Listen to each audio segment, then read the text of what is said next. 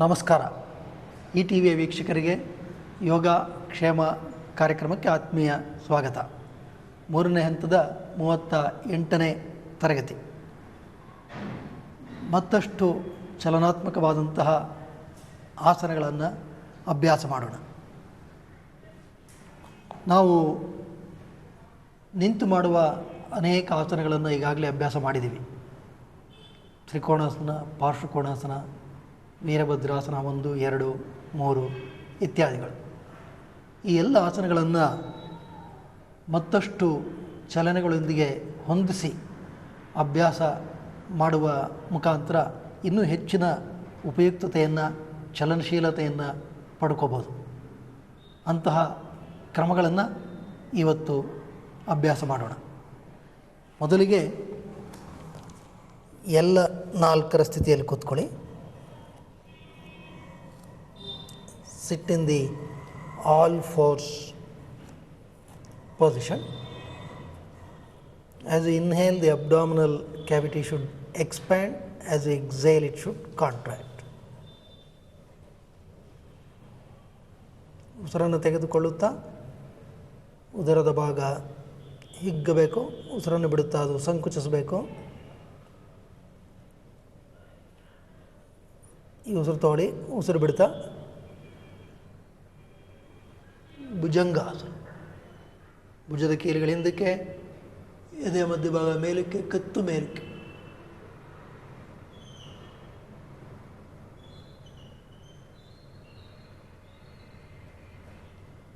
ಇಲ್ಲಿಂದ inhale exhale, ಅಧೋಮುಖ ಶ್ವಾನಾಸನ.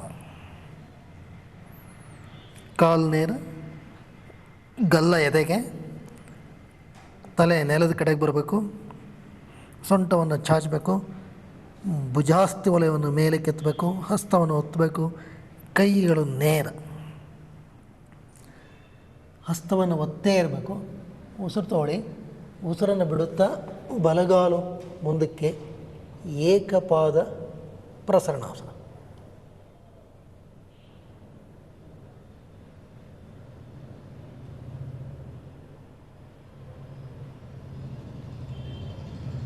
ಇಲ್ಲಿಂದ ಬಲಗೈಯಿಂದ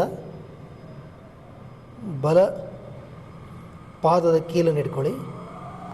ಎಡಪಾದವನ್ನು ಒಳಗೆ ತಿರುಗಿಸಿ, ಎಡಪಾದದ ಹೊರಂಚನ್ನು ನೆಲಕೊತ್ತಿ, ಎಡಗಾಲು ನೇರ ಮಾಡಿ, ಬಲಗಾಲನ್ನು ಸಹ ನೇರ ಮಾಡಿ, ಉತ್ತಿತ ತ್ರಿಕೋಣಾಸನ.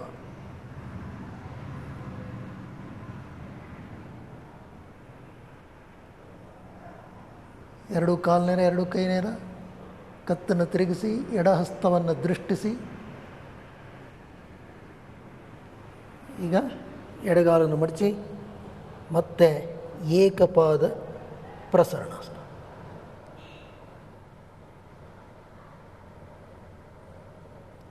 ಅಧೋಮುಖ ಶ್ವಾನಾಸನ.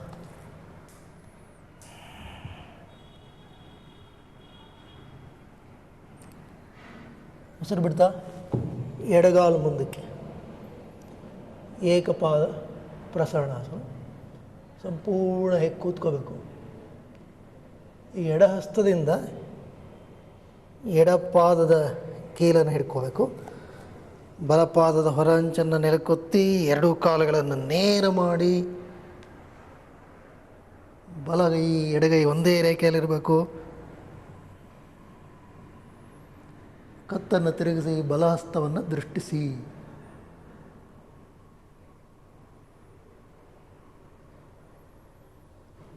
ನಂತರ ಏಕಪಾದ ಪ್ರಸರಣಾಸನ.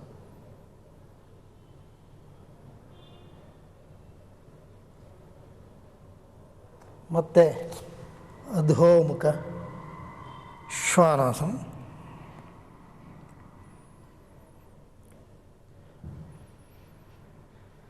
ಭುಜಂಗಾಸನ.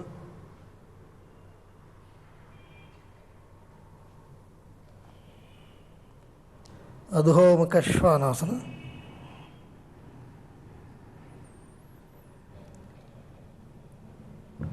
ನಂತರ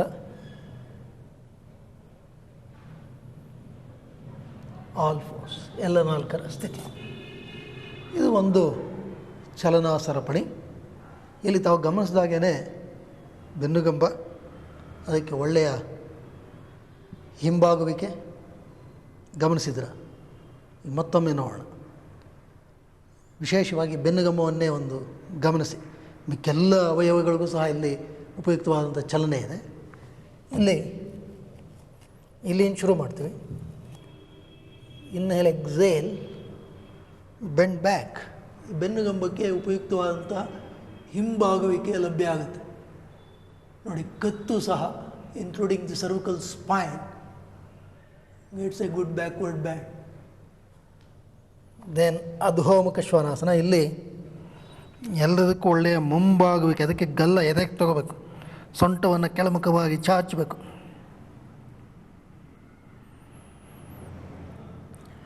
ಒಳ್ಳೆಯ ಚಲನೆ ಲಭ್ಯ ಆಗುತ್ತೆ. ಮತ್ತು ಬಲಗಾಲು ಮುಂದಕ್ಕೆ ಕೂದಬೇಕು.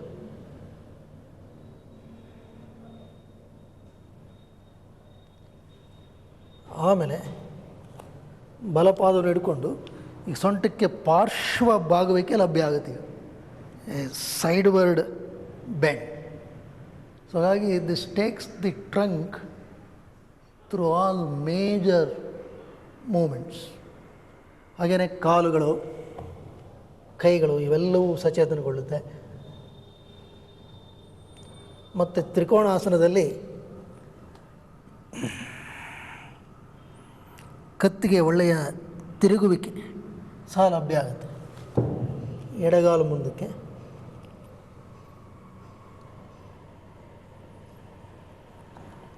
Hold and then slowly move. ಕತ್ತನ್ನು ತಿರುಗಿಸಿ ಮೇಲೆ ನೋಡಬೇಕು. ಹಾಗಾಗಿ the cervical spine gets a good rotation also. ನಂತರ ನಿಧಾನವಾಗಿ ಏಕಪಾದ ಪ್ರಸರಣಾಸನ. ಆಮೇಲೆ ಅಧೋಮುಖ ಶ್ವಾನಾಸನ. ಮತ್ತು ಭುಜಂಗಾಸನ.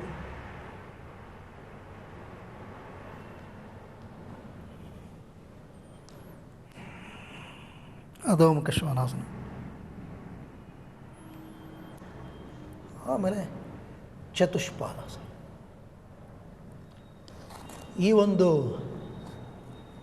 ಚಲನಾ ಸರಪಣಿಯಲ್ಲಿ ತಾವು ಗಮನಿಸಿದಾಗೇ ನಿಂತು ಮಾಡುವ ಆಸನವಾದಂಥ ತ್ರಿಕೋಣಾಸನವನ್ನು ನಾವು ಇತರೆ ಒಂದು ಚಲನೆಗಳಿಗೆ ಹೊಂದಿಸಿ ಮಾಡುವ ಮುಖಾಂತರ ನಮ್ಮ ಎಲ್ಲ ಕೀಲು ಅಸ್ಥಿ ಸ್ನಾಯು ವ್ಯವಸ್ಥೆಗಳನ್ನು ಸಚೇತನಗೊಳಿಸೋದಕ್ಕೆ ಇನ್ನೂ ಹೆಚ್ಚಿನ ಮಟ್ಟದಲ್ಲಿ ಸಾಧ್ಯ ಆಗುತ್ತೆ.